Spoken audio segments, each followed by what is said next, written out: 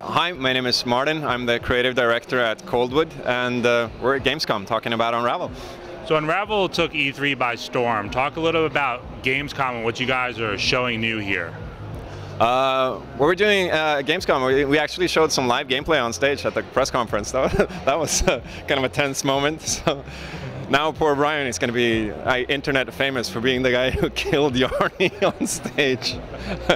But no, it was good. It's one of those things. I just like it's kind of exciting and fun to show live stuff because you never quite know what's going to happen. But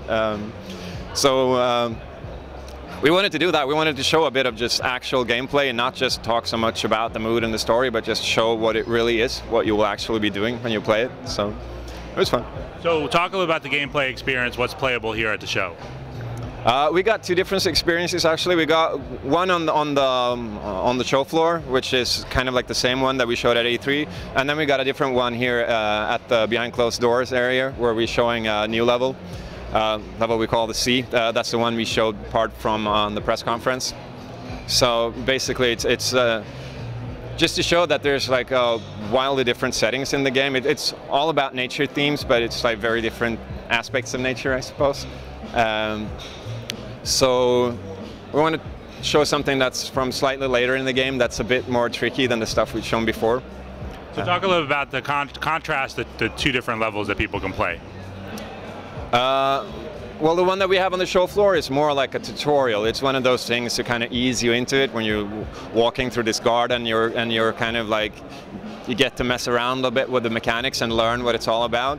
And the one we got here in the behind closed doors is more like when it's actual go time, so to speak, when you have to put those skills to the test.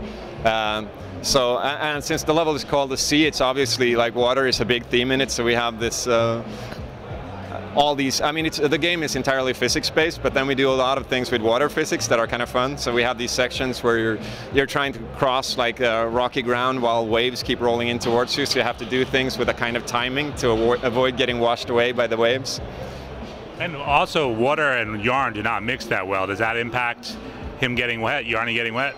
Well, I mean, you will get like waterlogged and sink after a while, so you have to stay out of the water, really. Can you talk a little about the inspiration as you guys were creating these different levels? I know nature is a big theme with this game.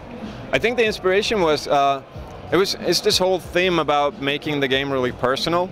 That was always like a big goal for us. So when we basically, when I was starting writing levels and doing the sort of the design for the entire game like that, what I wanted to do is to bring in things that felt meaningful to me, places that I love and some places that I don't love, but basically places that matter to me. And so that the game itself also, I mean, not just the story and the theme and the character, that stuff, that's not the only personal thing, but it's more like we pick stuff from our own backyard. Basically, stuff that we know and stuff that we understand, because that's something that I feel is important. That it's not just about how it looks, but it's also very much about how it feels.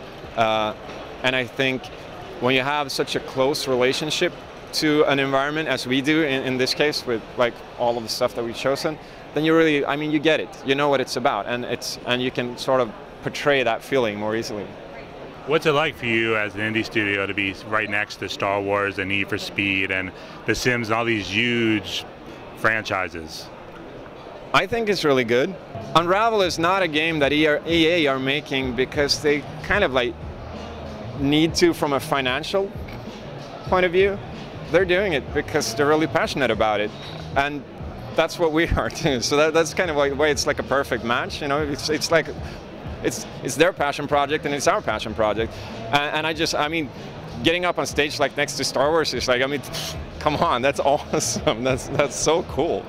And I think it's something that's also, I think it's, I mean, not to sound like I'm trying to blow this out of proportion, but I think it's also good for the industry to see like more of these like giants do stuff, you know, purely out of love and not just for like cold hard financial reasons.